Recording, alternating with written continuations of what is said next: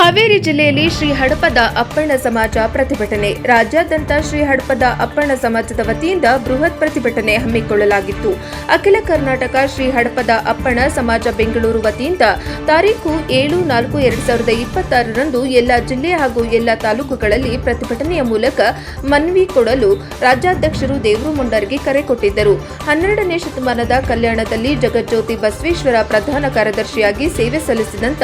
ಮಲ್ಲಯುದ್ಧ ಪ್ರವೀಣ ವಚನಕಾರರು, ಬಸವಣ್ಣನವರ ಆಪ್ತ ಕಾರ್ಯದರ್ಶಿಯಾದಂತಹ ಮಹಾಮೇಧಾವಿ ಹಾಗೂ ಬಸವಣ್ಣನವರ ಅಂತಿಮ ಕಾಲದವರೆಗೂ ಜೊತೆಯಾಗಿದ್ದು, ಬಸವಣ್ಣನವರು ಶ್ರೀ ಹಡಪದ ಅಪ್ಪಣ್ಣನವರಿಗೆ ಅಪ್ಪನು ನೀನೆ ಅಣ್ಣನು ನೀನೆ ಎಂದು ಕೂಡಲ ಚನ್ನಬಸವಣ್ಣ ಎಂಬ ಅಂಕಿತ ನಾಮ ಇದ್ದಂತಹ ಶರಣರನ್ನ ಅಪ್ಪಣ್ಣ ಎಂದು ಕರೆದು ಅತ್ಯಂತ ಹತ್ತಿರ ಇಟ್ಟುಕೊಂಡು ಪ್ರೀತಿಯಿಂದ ನೋಡಿಕೊಂಡ ಜಗಜ್ಯೋತಿ ಬಸವೇಶ್ವರ ಆಪ್ತ ಕಾರ್ಯದರ್ಶಿಯಾದ ಶ್ರೀ ಹಡಪದ ಅಪ್ಪಣ್ಣ ಶರಣರಿಗೆ ಬಸವ ಕಲ್ಯಾಣದಲ್ಲಿರುವಂತಹ ಅರಿವಿನ ಗವಿ ಎನ್ನ ಕಲ್ಯಾಣದ ಪಂಚ ಕಮಿಟಿಯವರು ಅರಿವಿನ ಗವಿಯಲ್ಲಿ ಅನ್ನ ಶರಣರ ಮೂರ್ತಿಯನ್ನ ರಾತ್ರೋರಾತ್ರಿ ಆ ಜಾಗದಲ್ಲಿ ಪ್ರತಿಷ್ಠಾಪನೆ ಮಾಡುವ ಮೂಲಕ 12ನೇ ಶತಮಾನದ ಶರಣರಾದ ಶ್ರೀ ಹಡಪದ ಅಪ್ಪಣ್ಣನವರಿಗೆ ಅವರ ಸಾಧನೆಗೆ, ಅವರ ಸಿದ್ಧಾಂತಕ್ಕೆ, ಅವರ ವ್ಯಕ್ತಿತ್ವಕ್ಕೆ, ಅವರು ನಡೆದು ಬಂದ ದಾರಿಗೆ ದಿಕ್ಕು ತಪ್ಪಿಸುವ ಹಾಗೂ ಅವರಿಗೆ ಅವಮಾನಿಸುವ ಕೆಲಸವನ್ನ ಬಸವ ಕಲ್ಯಾಣದ ಪಂಚ ಕಮಿಟಿ ಅವರು ಮಾಡಿದ್ದು ಇತಿಹಾಸವನ್ನ ಅವಮಾನ ಮಾಡುವುದರ ಜೊತೆಗೆ ಶರಣರ ಗೌರವಕ್ಕೆ ಧಕ್ಕೆ ತಂದಿದ್ದು ಶ್ರೀ ಹಡಪದ ಅಪ್ಪಣ್ಣ ಸಮಾಜದ ಮೇಲೆ ತುಂಬಾ ನೋವನ್ನುಂಟು ಮಾಡಿದ್ದಾರೆ.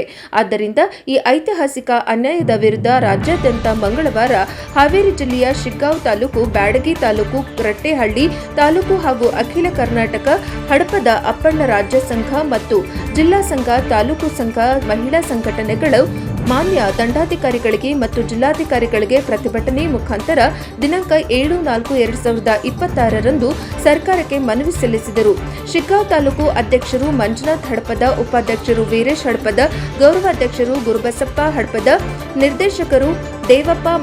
ಮಡ್ಲಿಕರ್, ಬಸವರಾಜ್ ಹಡಪದ ಹಾಗೂ ರೈತ ಸಂಘದ ಅಧ್ಯಕ್ಷರು ಆನಂದ ತಳಗೇರಿ ಮತ್ತು ಶಂಕರಗೌಡರ್ ಪಾಟೀಲ್, ರಟ್ಟಿಹಳ್ಳಿ ತಾಲೂಕು ಅಧ್ಯಕ್ಷರು ಹಾಲಬಸಪ್ಪ ಹಡಪದ, ಚಂದ್ರು ಹಡಪದ,